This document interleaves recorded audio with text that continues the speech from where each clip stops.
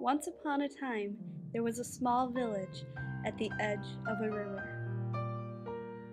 The people in the village were good people. One day, a villager noticed a baby floating down the river.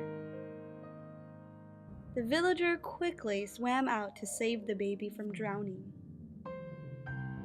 The next day, the same villager noticed two babies in the river. He called for help, and both babies were rescued from the swift waters. And the following day, 4 babies were seen caught in the turbulent current. And then 8 babies, and then 16, then more and more, and still more.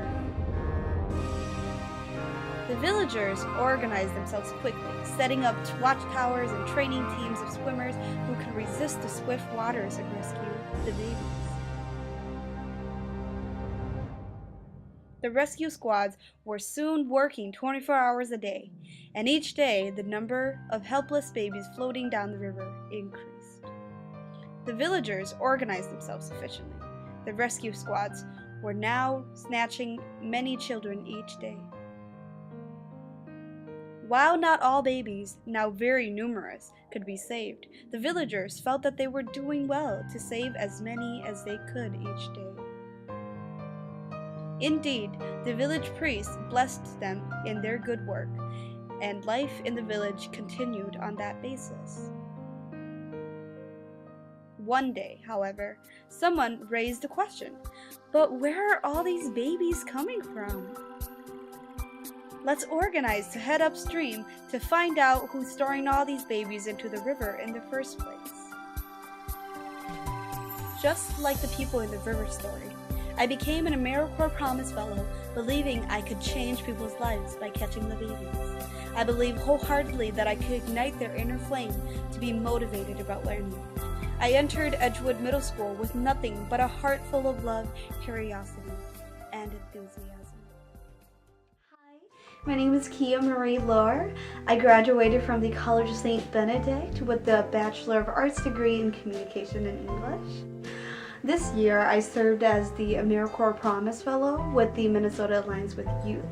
I was hosted at Edgewood Middle School in the Mounds View School District. And as a Promise Fellow, I track a focused list of 30 students and their attendance, their behavior, core classes, also known as ABCs. I also run an after-school program called STEP, where I facilitate different service learning projects with my focus list students. During the school day, I support students in the classroom who are failing, missing assignments, and or just need a caring adult to support them. I enjoy working with young people, and in fact, I want to dedicate my life's career to working with young people because I see that they are the next generation of leaders. I've worked directly with middle and high school students before who face adversity and academic achievement as well as civic engagement gaps through my teaching internship with the Breakthrough Twin Cities, Summer Bridge Hong Kong, and the entire Breakthrough Collaborative. So serving with the Minnesota Alliance with Youth aligned with my philosophy, with my vision, and with my values. Heather Timmons, my supervisor, was what really drew me to Edgewood. She was really upbeat and enthusiastic, which was really compelling to me. And I also liked the fact that she was so resourceful. Heather gave me a lot of books to read when I told her of my challenges being a first-year, full-time, year-long teacher. She would borrow me all her books about classroom management, survival tips for first-time teachers, etc. And I would look through these books over winter break and spring break and Thanksgiving break. And it gave me tremendous inspiration to just keep going and just keep doing what I do and to just see the bigger picture. I really looked up to Heather. She was the 6th grade dean at Edgewood, and students respected her a lot, and they were also intimidated by her as well because she was really tall. And I remember she would tell kids, my name is Miss Timmons, T for tall. On a more practical note, I chose Edgewood because it was a good distance away from home. I was able to go to work and feel welcomed and productive, and then come home and feel rested without, having to always feel like I'm working. And I was able to separate my work life from my home life, and I think that that was really good for me. Well, on the first day of STEP, during our first STEP after school program, I quickly realized after that meeting that this year was not going to be a piece of cake, and that it was going to be a challenge, and definitely the challenge I was looking for. My teaching background at Breakthrough St. Paul and Breakthrough Twin Cities prepared me to work with students who are highly achieving, self-motivated, kids who are taking advanced placement and accelerated classes. And then here I go at Edgewood, and I have these kids on my focus list who were not breakthrough students, and it was definitely the complete extreme opposite of the type of style of students that I was comfortable working with, and it completely flipped my world upside down and my understanding of working with kids upside down. So one of the activities that I had my students do during STEP was the failure activity, and it was supposed to really teach kids about persistence. In the activity, students would pair up with another student, and their goal was to throw and miss, into the trash can. And then keep doing that over and over again until they got their little paper ball into the goal. And one partner would be blindfolded, and the other partner would not be blindfolded. And so when I first put the blindfold on one of the students, all the other kids were like, yes, now he's vulnerable and he can't defend himself, he's defenseless, so let's start punching him in the stomach. They just started punching him in the stomach, and then he rips off his blindfold, and then now here's the whole fight. And I'm like, okay, just stop. We're not even gonna continue. We're not even gonna continue this activity. As time went on, I realized that the students that I was working with at Edgewood, and my focus list students, came from really broken families, and I recognized that I was working with very fragile youth.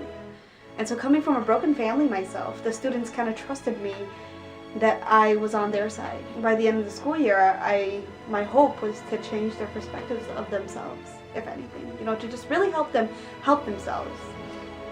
And as a Promise Fellow, I am committed to being a caring adult and guiding them through their middle school phase of their life.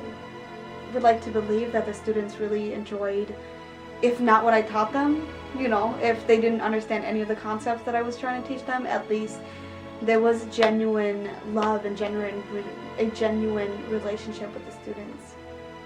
And I think that that's a huge accomplishment.